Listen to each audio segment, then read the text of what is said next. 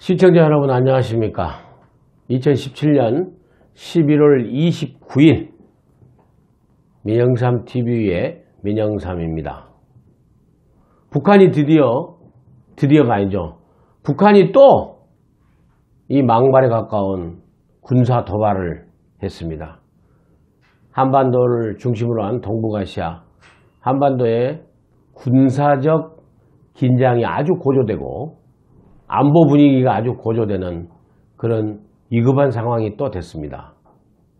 마음씨 착한 문재인 정부의 문재인 대통령 잘 대처하셨는지, 국민들은 불안해 하시지 않는지 여러분들과 함께 여러 상황들을 보면서 의견을 좀 나눠보고자 합니다.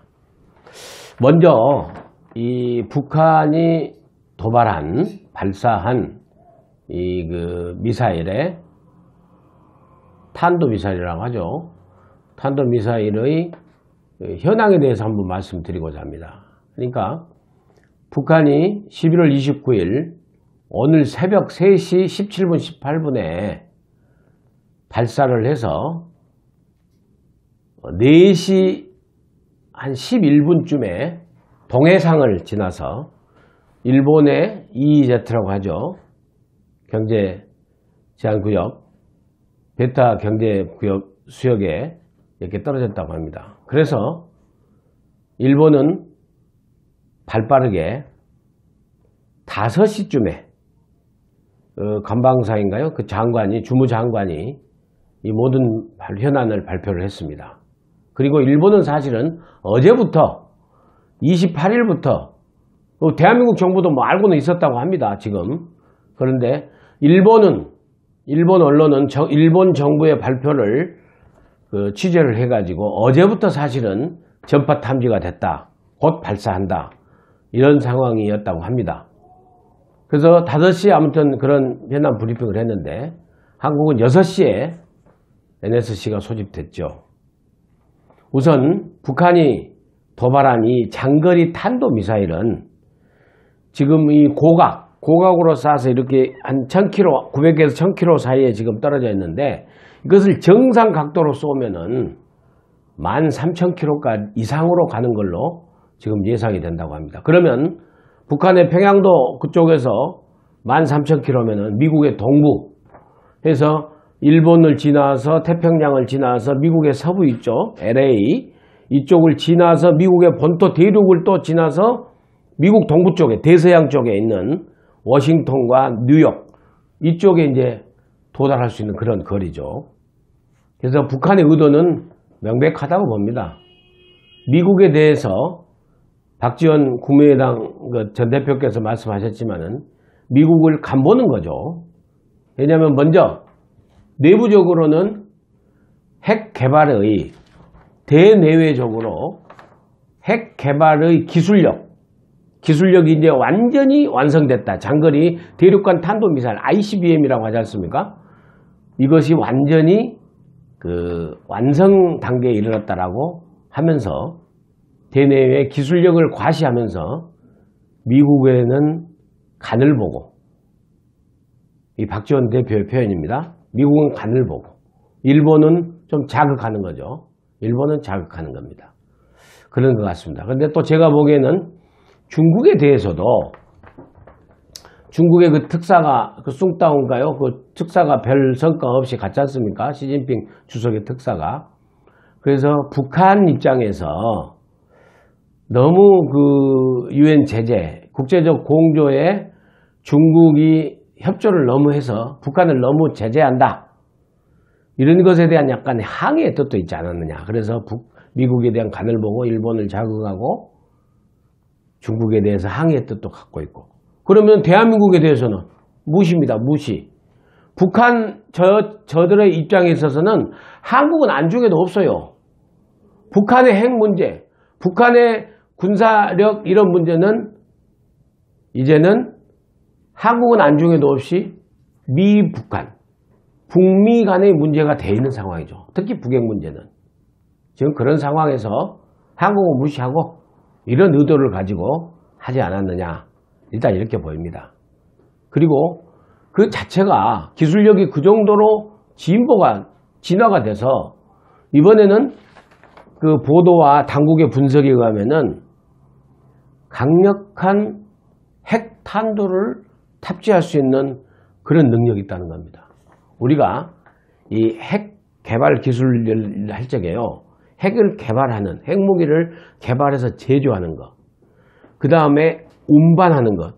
근데 북한 애들은 뭡니까? 북한 저들은 운반이요. 어디에 있는지 발사대를 어디에 있는 고정시키지 않고 새벽 시간에 그냥 이동수단으로 가가지고 싣고 가가지고 싹 쏴버리고 또 SLBM은 물속에서 잠수하면서 쏴버리고 이래서 운반 이동 이 능력도 지금 굉장히 탁월하고 그 다음에 이제 발사 능력. 발사 능력은 엔진을 붙여서 발사해가지고 가면서 로켓처럼 자체적으로 또다시 2단계, 3단계 발전해서 10,000km 이상으로 이렇게 갔다 오는 심지어는 대기권을 갔다 다시 들어오는 이런 지금 기술 개발이 거의 완성화됐다. 이것을 지금 다 우리 대한민국의 군사 정보 당국뿐만이 아니라 미국에서도 이미 일본에서도 다 인정하고 있지 않느냐라는 이 정도 수준입니다. 거기다가 이거 결국에는 뭐죠? 로켓 미사일에다가 끄트머리에다가 여기다가 핵을 탄 거예요. 강력한 핵탄두를. 이걸 핵탄두를 하지 않습니까? 그렇게 가서 분리해서 가서 이것이 빵 떨어지는 거죠. 근데 이 핵탄두 기술이 소형화, 경량화, 규격화. 그 이미 저번에 됐다고 북한 저들이 자랑했지 않습니까? 규격화는 뭐예요? 연탄 찍듯이 찍어낸다는 거예요. 작고 강력한, 가볍고 강력한 해서 여기 미사일에다 실어서 10,000km 이상을 갈 수 있는 대륙간 탄도 핵미사일을 북한이 이미 완성해서 이렇게 했다. 이 제품에 관해, 제품이라면 좀 이상하지만 아무튼 이 미사일의 능력이 벌써 이 정도 돼서 이번에 바로 그것을 북한 애들이 화성 15형이라고 명명한 거죠. 뭐 화성이라는 것은 특별한 의미는 없다고 합니다.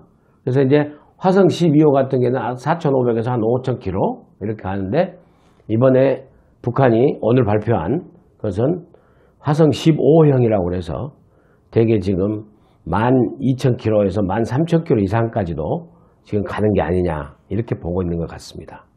그리고 이런 상황 또 이런 북한의 그 기술력 제조하고 운반하고 발사하고 한 이런 3단계 이런 여러 가지 능력에 대해서 이미 일본까지도 파악을 하고 이렇게 했는데 지금 또 걱정되는 것은 이제 일본 당국과 미 군사 당국도 그렇고 우리 국회 정보위원회에서도 오늘 29일 날 그 얘기 나오는 게 추가로 핵실험 가능성이 또 있다는 겁니다. 지금 굉장히 긴장이 되어 있는 상태에서 도대체 북한이 무슨 의도를 가지고 이렇게 하느냐. 단순히 일본을 자극하고 중국에 항의하고 미국의 간을 보고 이런 의도로 하는데 실질적으로 어떤 거느냐. 이거죠. 핵 보유국의 지위를 획득하고자 하는 겁니다. 우리도 이제 핵 갖고 있다. 미국, 소련, 영국, 프랑스, 이스라엘 이런 데 이어서 실질적으로 핵을 가지고 있다. 핵 보유국 지위를 받으면 어떻게 되겠습니까? 우리나라는 상대 안 한다니까요. 뭐 이런 상황에서 무슨 문재인 대통령이 운전대에 앉겠다. 그건 말이 안 돼요. 상대 안 하겠다. 직접 북한이 미국을 상대해가지고 중국의 힘을 좀 등에 업고 해서 수교 정상화하겠다는 거죠. 그 다음에 지금 6.25 전쟁이 1953년 7월 27일로 정전 휴전협정 아닙니까? 이것을 종전으로 전쟁 끝났다라고 협상, 군사 종전 형식을 하고 미국 간에 수교하고 그럼 어떻게 해야 돼요? 주한미군 철수하라 이거예요. 그럼 우리 대한민국은 뭡니까? 지들은 바로 땅에서 붙어있는 차로 바로 가면은 중국에 수억의 중국 군사력이 있고 그걸 등에 업고 있고 우리는 바다 건너 미국이 태평양에서 와야 되는데요. 일본 기지에서 와야 되는데요. 쉽게 설명드리면 그렇다는 거죠. 그게 불균형 아닙니까? 군사력에 있어서 불균형. 이런 데서 안보에 불안이 올 수 있다라는 그런 생각이 들기 때문에 계속해서 우리가 안보 하면서 불안하는 거 아니겠습니까? 북한 저들이 저렇게 도발을 하면서 결국에는 주한미군 철수시키고 지들이 미국하고 수교해서 지들끼리 해서 김일성 왕조 3대 왕조를 계속 유지시키겠다는 거 아니겠습니까? 거기서 대한민국의 진보 세력들은 어떻게 생각을 했습니까? 그거 괜찮다. 동포니까 우리끼리 한번 좀 우호적으로 생각을 해보자. 북한 인권에 대해서 한마디 얘기하지 않고 지금 상황에서 그것은 서로 어떻게 하느냐. 정책의 기조이기 때문에 우리가 인정을 하지만 제가 판단할 적에는 이런 상황에서는 어떻게 해야 되느냐. 문재인 정부처럼 하면 안 된다고 하는 게 제 생각입니다. 대화를 하기 위해서는요. 강력한 제재를 해야 돼요. 강력한 제재를 하기 위해서는 지금 대한민국 입장에서 운전대 안겠다는 얘기 할 필요도 없어요. 예? 한미 동맹을 아주 공고화시켜서 미국과 긴밀하게 해야 되는데 왜 또 한미일 군사 동맹은 하지 않겠다. 중국하고 아무리 우리가 협조한다고 해도 그 중국이 협조해 줍니까? 북한 편 들지 우리 편 듭니까? 단순하게 생각해서라도 그렇지 않습니까? 그래서 미군과의 강력한 군사 동맹을 위해서 우리가 그 쓸데없이 그냥 900만 불 저번에 인도적으로 지원하겠다고 그래가지고 미국하고 또 얼마나 조율이 안 되고 어려웠지 않습니까? 일본하고는 두말할 것도 없고 그렇기 때문에 애교 관계가 있기 때문에 일본과는 미묘하지만은 지금 이 상황에서는 말로만 하지 말고 그 트럼프 미국 대통령이 왜 우리 문재인 대통령한테 먼저 전화를 해야지. 우리 북한 핵 문제고 우리 군사적인 우리 안보의 문제인데 왜 일본하고 먼저 전화합니까? 그것이 별거 아닌 것 같죠? 그것이 별거예요. 오늘 또 보십시오. 아베하고 통화하고 나서 우리 문재인 대통령하고 통화했다면서요. 그 다음에 저번에도 일본서는 2박 3일하고 우리나라 1박 2일하고 우리 당국에서는 아무것도 아니라고 하지만은 그런 것이 한미 동맹이 어느 정도 공고하느냐를 보여주는 거라고 저는 생각합니다. 시청자 여러분, 국민 여러분 안 그렇습니까? 저 군사 전문가는 아니지만요. 제 정치적 감으로 충분히 저는 그렇게 판단이 됩니다. 다시 말씀드리지만 이런 엄혹한 군사 안보 위기 속에서는 한미 동맹을 강력하게 해서 쓸데없는 무슨 운동권, 주사파까지 안 가더라도 운동권, 진보 세력 필요 없어요. 한미 동맹 강화를 위해서 아무튼 우리가 함께 가면서 중국하고도 등거리 얘기하면 됩니다. 중국한테 가서 굽신굽신 거릴 필요도 없어요. 중국이 북한을 갖다가 예를 들어서 송유관을 끊겠다 하면 우리가 중국하고 또 협조할 수도 있죠. 그거 안 하지 않습니까, 중국이? 제가 또 쉽게 설명을 드리다 보니까 좀 톤도 올라가고 그랬습니다만은 차분하게 말씀드리지만은 북한의 저 도발을 문재인 정부가 강력하게 규탄한 것 일부 잘했다고 생각합니다. 그렇지만 앞으로 대책을 세우는 데 있어서도 강력한 한미 동맹을 구축을 통해서 한미일의 협조 체제 속에서 북한의 제재와 압박을 통해서 북한을 굴복시켜야 된다. 이렇게 해주기를 강력히 바랍니다. 감사합니다.